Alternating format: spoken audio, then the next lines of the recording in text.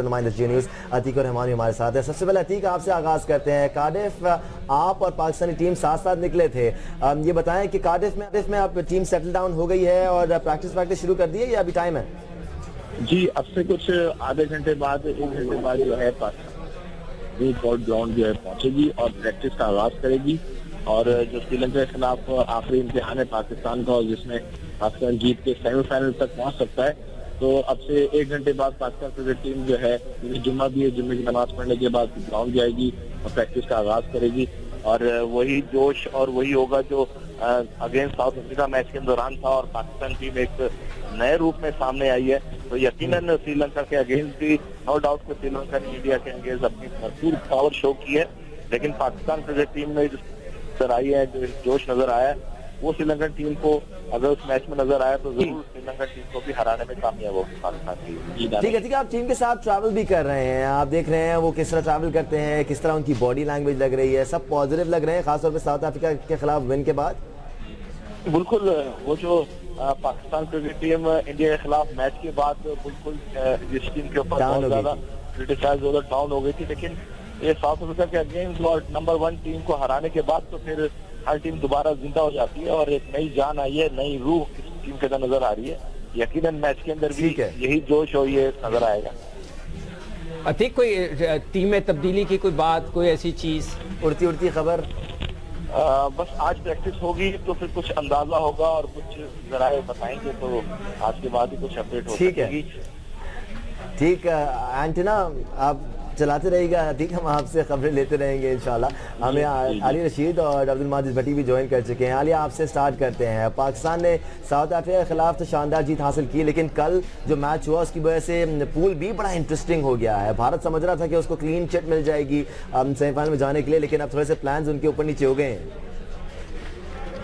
हैं और ये साबित फिर हुआ है कि वनडे में वो टीम जो उस दिन अच्छा खेलती है, वो चाहे कितनी बड़ी हो और कितनी छोटी हो, वही टीम जीतती है, उसकी प्लानिंग मैटर करती है। और पाकिस्तान क्रिकेट टीम जो है ये इस वक्त बिल्कुल श्रीलंका को इजी नहीं ले सकती। आपको पता है कि जितनी वो स्पिरिट में है इस वक्त, बहुत बड़ी बात है जिस तरह इंडिया को हराया, क्योंकि लोग एक्सपेक्ट कर रहे थे कि 1 साइडेड सा मैच होगा, लेकिन बिल्कुल ऐसा नहीं हुआ। और मैथ्यूज और उनके लड़कों को सल्यूट करना पड़ता है जिस तरह से उन्होंने मैच जीता है, जिस प्लानिंग से जीता है। हमारा इशू अभी मुझे ये लग रहा है कि एक तो हम थोड़े से जल्दी हाइपर हो जाते हैं, थोड़े से जल्दी अंडर प्रेशर आ जाते हैं। इस वक्त हम खुश जरूर हैं, लेकिन जो श्रीलंका है और इंडिया के कल के मैच का रिजल्ट है दानिश, उससे थोड़ा सा एक घबराहट का एलिमेंट जरूर है हमारे अंदर, हमारे लड़कों में, कि ये कमाल हो गया कि ये श्रीलंका ने हरा दिया।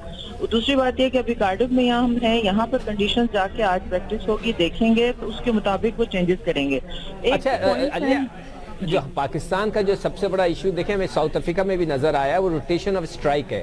हम देख रहे हैं कि अजहर, हफीज, ये दोनों लड़के, हालांकि मलिक का इतना मौका नहीं मिला, और बाबर आजम से मुझे बहुत डिसअपॉइंटमेंट हो रही है। इतना नौजवान बच्चा है, वो अगर जब सीधा बल्ले से खेलता है तो बस वहीं ड्रॉप कर देता बॉल, ये नहीं कि थोड़ा सा वो बल्ले को अपने रिस्ट को खेल कर सिंगल ले। इस मौजू पे कोई बात भी आपकी इस्तेमाल नहीं हो रहा आलिया, और इनोवेशन नजर नहीं आ रही है शॉट्स में, एंगल्स बनते हैं नहीं, आपकी कोई बात भी लड़कों से कि क्या वजह है, क्या हो गया? असल में सरफराज से बात हुई है, और मैं साथ ये भी ऐड कर दूं पब्लिक के लिए भी कि देखिए सरफराज की जो एवरेज है ना वो 48 है जब वो टॉप 5 में बैटिंग करते हैं, और 41 और 50 यानी 41 से 50 ओवर के दौरान उन्होंने पिछले 7 सालों में सिर्फ एक छक्का मारा है। ये स्टैट्स है क्रिकेट का, और मुझे बिल्कुल ये समझ में नहीं आ रही कि सरफराज को जब अपनी यूटिलिटी का पता है और वो सिंगल स्ट्राइक रोटेट करते हैं, वो प्रेशर डालते हैं दूसरी टीम पे, तो वो ऊपर क्यों नहीं खेलते, वो चौथे पांचवें नंबर पे अपने आप को क्यों यूटिलाइज नहीं कर रहे। तो ये बड़ी छोटी छोटी चीजें हैं, इस पे बात होती है। तो अभी सरफराज से भी जब लास्ट टाइम बात हुई थी तो वो ये कह रहे थे कि अभी कंडीशन देख लेने दीजिए, कि फिर हम देखेंगे कि कार्डिफ की पिच कैसी है। बारिश भी चूंकि यहाँ पे बहुत ही अनप्रेडिक्टेबल सा मौसम चल रहा है, थ्रू आउट रेनी सारा वो एटमॉस्फेयर है, तो वो कहते हैं कि फिर उसके मुताबिक मुताबिक हम डिसाइड करेंगे कि क्या हमने कोई चेंजेस करनी है ऊपर नीचे। अब जहाँ तक ये बेसिक चीजों की आप बात कर रहे हैं, ये तो आप विकेटों के बीच में सही नहीं भागना, विकेट कीपर तक हमारे लड़कों की थ्रो नहीं पहुंचती अगर आप गौर करें उस पर, और जिस दिन उनको बॉलिंग में वेरिएशन कब कहाँ लानी है वो भी उन्हें बताना पड़ता है, मुसलसल उनके साथ काम करना पड़ता है, इनको पुश करना पड़ता है। मिकी आर्थर से बड़ी डिटेल में बात हुई थी और वो खासा परेशान है इन चीजों पे, लेकिन वो यही कह रहे हैं कि एक दिन में ये रिजल्ट नहीं आएगा, इनको हर रोज तकरीर करनी पड़ती है, हर रोज बताना पड़ता है कि आपने जान मारनी है, आपने जान मारनी है, तब वो जान मारते हैं। तो आपने मिकी आर्थर से ये नहीं कहा कि यार ये पुराने जो लोग हैं इनको अगर वो नहीं समझ रहे तो फारिग करें, नए लड़कों को लाएं? सारी दुनिया करती है, श्रीलंका को देख लें, आपके 6 दफा कितने नए लड़के लेके आ गए। सिकंदर देखिए, ये बात मैंने बिल्कुल कही थी कि बिल्कुल आप सीनियर प्लेयर्स को अगर निकाल दें, अगर आप समझते हैं कि सरफराज के ऊपर कोई प्रेशर भी आ रहा है, मैंने तो इस तरह भी बात की थी, लेकिन उनका वही कहना था जो बात आपने अभी मेंशन की है कि बाबर आजम साहब को स्ट्राइक रेट से मायूसी हो रही है। तो पॉइंट असल में ये है कि आप बिल्कुल सारे नौजवान बच्चों के ऊपर एकदम से छोड़ नहीं सकते, आपको थोड़ा तजुर्बा भी चाहिए।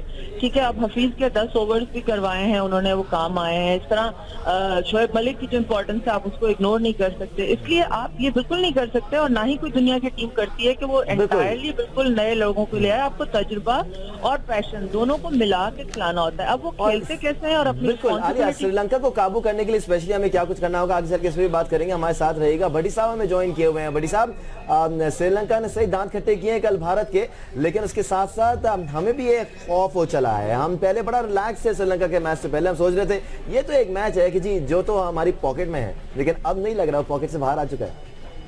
जी अनिश, बिल्कुल आप सही कह रहे हैं कि जो सिचुएशन है उसके मुताबिक जो दुनिया की 2 बड़ी मेहनत जो कि अफ्रीका और कैसे हार, तो एक टीम डेफिनेटली टूर्नामेंट के सेमीफाइनल में नहीं जाना, लेकिन जो 2 मैचेज में दोनों क्वार्टर फाइनल है, पाकिस्तान श्रीलंका को हरा के आगे जा सकता है सेमीफाइनल में। भारत और जनूबी अफ्रीका का मैच बड़ा इम्पोर्टेंट है, लेकिन मैं इस वक्त जहाँ मौजूद हूँ उस सुफाया गार्डन में जहाँ पाकिस्तान ने पीर को श्रीलंका के खिलाफ मैच खेलना है, तो यहाँ पर बांग्लादेश और न्यूजीलैंड। ठीक, बड़ी साहब आपकी आवाज़ में बहुत ज़्यादा डिस्टॉर्शन आ रही है, हम आपको दोबारा कांटेक्ट करते हैं। आलिया, हम आपसे बात कर रहे थे पाकिस्तान और श्रीलंका के मैच की। अब वो एक्सपेक्टेशन श्रीलंका के खिलाफ मैच में नहीं रही है जो पहले थी। पहले हम समझ रहे थे बहुत आसानी से जीत जाएंगे, लेकिन जी एक और सवाल करना, मैं शोएब मलिक की बात करना चाह रहा था कि क्या आलिया ये कोई बात हुई थी कि वो आते हैं तो 25 ओवर गुजर चुके होते हैं, जब शोएब मलिक बैटिंग करने आते हैं तो क्यों ना उनको ऊपर की तरफ यूटिलाइज किया जाए, उनका जो 200-250-300 मैचेस का तजुर्बा है वो ऊपर से क्यों ना यूटिलाइज किया जाए? इस मौजू पे कोई बात हुई? जी सिकंदर, ये बात होती है, लेकिन वो यही कहा जाता है कि जी जो लड़के अपने अपने नंबर्स पे सेटल्ड हैं और जहाँ कंफर्टेबल फील करते हैं, फिर एक देखिए जिस तरह हाँ कंफर्टेबल फील करते हैं, उनसे रन्स तो हो नहीं रहे। देखिए बाबर आजम सिंगल नहीं निकाल पाता, अजहर को आपने बैटिंग करते देखा था, हर बॉल पे उछल के खेल रहे थे, वो समझ में नहीं आ रहा था। अजहर से भी बात हुई थी और मिकी आर्थर से भी इस बारे में बात हुई है। वो ये कहते हैं कि 50 ओवर्स में हमें एक वेंडेबल बैट्समैन की जरूरत है, लेकिन अजहर का प्रॉब्लम ये आ रहा है, बल्कि मैंने प्रेस कॉन्फ्रेंस में सरफराज से सवाल भी किया था कि अजहर जो है वो अपनी रेंज से बाहर निकल के खेल रहे हैं, उनको आप अपना उनका रोल बताएं कि उनका रोल क्या है। उनका रोल केन विलियमसन वाला है। आलिया, मसला तो यहाँ पर ये है ना कि हर पाकिस्तानी बैट्समैन उसी रोल में खेल रहा है इस वक्त। हफीज भी आते हैं, takes his time, Shoaib Malik भी अपना टाइम लेके खेल रहे हैं, बाबर आजम भी जो बेहतर खेल रहे थे गुज़िश्ता माह में, लेकिन अब वो भी अपना टाइम लेके खेल रहे हैं। देखिए दानिश, मेरा ख्याल है इस चीज को जरूर समझने की जरूरत है कि 50 ओवर्स में आपको प्लानिंग खेलना पड़ता है कि आप 3-4 इनिशियली आप 10 ओवर में 4 से ऊपर की एवरेज से नहीं जाते, आराम से खेलते हैं, जैसे आपने इंडिया को भी देखा कैसे खेला उन्होंने। उसके बाद आप विकेट हाथ में रखते हैं और उसके बाद आप वो अपनी प्लानिंग अप्लाई करते हैं और उसको कवर करते हैं। अगर स्ट्रेटेजी शुरू में आपका स्लो होता है तो आप आगे जाके कवर करते हैं। हमारी स्ट्रेटेजी ये होती है कि हमारी एक आध विकेट गिरती है और उसके बाद तबाही बढ़ जाती है, फिर वो सारे प्रेशर से आके जो है विकेट गिरा देते हैं। वैसे आलिया, मुझे बड़ी हैरत हो रही है कि हमारे लड़के जिन्होंने 30 टेस्ट मैच खेले हैं, अभी भी हमें उन्हें उनका रोल बताना पड़ेगा। एक ओपनर का क्या रोल होता है, क्या हमें अजहर को अब 30-35 टेस्ट मैचेस के बाद बताना पड़ेगा? और आलिया, हमें बॉलर्स को बताना पड़ेगा कि भाई इधर बॉल करनी है, आपने शॉर्ट बॉलें नहीं करनी इन पिचेस पर। अच्छा देखिए, हो ये रहा है कि मीडिया का भी बहुत ज्यादा प्रेशर है। हम लोग भी जिस तरह बात करते हैं तो अजहर जो है वो अपने स्ट्राइक रेट को बढ़ाने के चक्कर में अपनी स्किन से बाहर खेलने की कोशिश करते हैं। जैसे आपने देखा होगा इंडिया के खिलाफ भी उन्होंने अच्छा खेलने की कोशिश की, और अभी जो आउट हुए हैं वो पिछले मैच में साउथ अफ्रीका के, तो वो बिल्कुल रिडिकुलस शॉट था जो उन्होंने खेला। और हमने उसके कहा भी कि भाई आप इस तरह मत खेलें, तो उन्होंने कहा कि स्ट्राइक रेट भी तो बढ़ाना है, फिर आप लोग ही कहते हैं रन बनाए। तो हमने कहा कि देखिए, एक तो मुझे समझ में नहीं आता अजहर को मीडिया से बात करने की जरूरत क्या है? आप लोगों से बात करने की क्या जरूरत है? नहीं, क्यों, क्या जरूरत है? एक प्लेयर को कोई जरूरत नहीं होती, वो अपने घर में बैठे, कमरे में बैठे अपना कॉन्सेंट्रेट करे, मीडिया से बात करता है तो प्रॉब्लम में आता है। उन्होंने मीडिया से बात इस तरह नहीं की जब वो आउट होकर आ रहे थे और हम वहाँ पे एक दो लोग खड़े थे, तो हमने सरसरी उनसे पूछा था कि आपको कतरा के निकल जाए, जरूरी है खड़े होकर बात करें? ये बिल्कुल शहरियार साहब की तरह है, जहाँ मीडिया नजर आए बात कर दो। ऐसे थोड़ी होता है, ऐसे नहीं होता। देखिए, जिस आदमी ने अपने आप को खुद कह रहा है कि मुझे मीडिया, ये तो होता है कि रिपोर्टर्स खुद जाकर एक शख्स के पास जाते हैं और उनसे खबर निकालने की कोशिश करते हैं। नहीं, बिल्कुल आलिया, ये बात तो होती रहती है। जर्नलिस्ट खुद जाते हैं प्लेयर्स के बाद, उनसे इंटरव्यू लेने की कोशिश करते हैं। बहुत सारे जर्नलिस्ट परमिशन लेते हैं टीम मैनेजमेंट से, और उसके बाद एक प्लेयर से इंटरव्यू लाइनअप होता है। कोई लड़का नहीं, परमिशन के तहत होता है। अगर एक लड़का ये कहता है कि मीडिया से मुझ पे प्रेशर पड़ रहा है, तो he doesn't have to talk to the media. किसको उस पर कोई वाजिब नहीं है। यही बात मैं भट्टी साहब से भी करना चाहूंगा। भट्टी साहब, ये प्रोफेशनल प्लेयर्स हैं, और जो तनकीद रन रेट से मुतालिक है, स्ट्राइक रेट से मुतालिक है, आपकी बॉलिंग परफॉर्मेंस से मुतालिक है, उस पर बातें तो होती हैं, बट इनको इस तरह ट्यून किया जाना चाहिए कि ये सब चीजों को छोड़कर अपने गेम पर तवज्जो दें। भट्टी साहब, दुनिया की सारी टीमें यहाँ आई हुई हैं, और मीडिया भी एक इम्पोर्टेंट चीज है।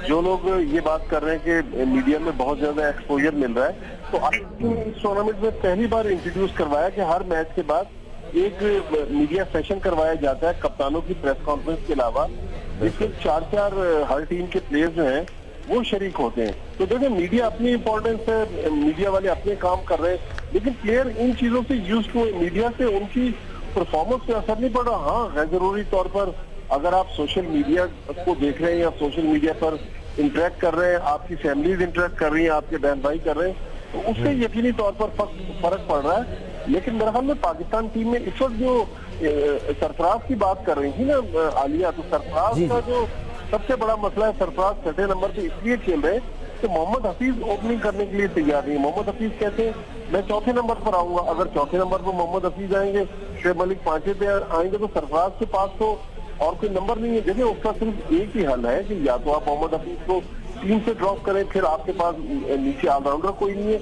लेकिन मैं जो पहले आपसे दानिश बात कर रहा था, वो ये बात थी कि इस पिच पर जहां आज न्यूजीलैंड और बांग्लादेश की टीमें मैच खेल रही हैं, हल्की सी घास नजर आ रही है, ठंडा मौसम है, तेज हवा चल रही है।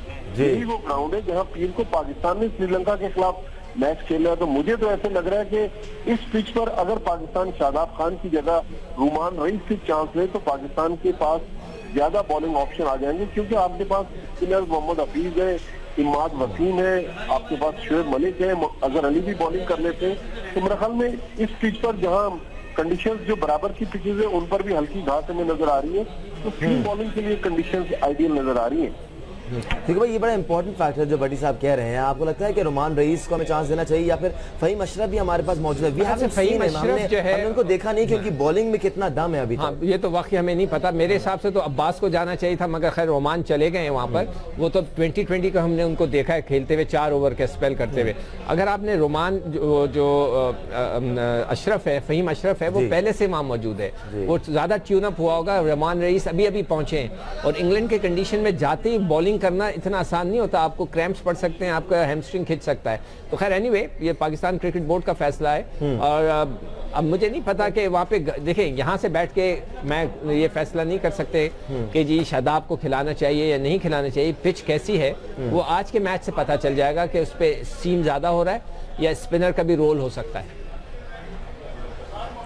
ठीक, बरतानवी वज़ीर आज़म थेरेसा मे इस वक्त मीडिया से गुफ्तगू कर रहे हैं, वहाँ के मनाज़िर दिखाते हैं आपको। Form a government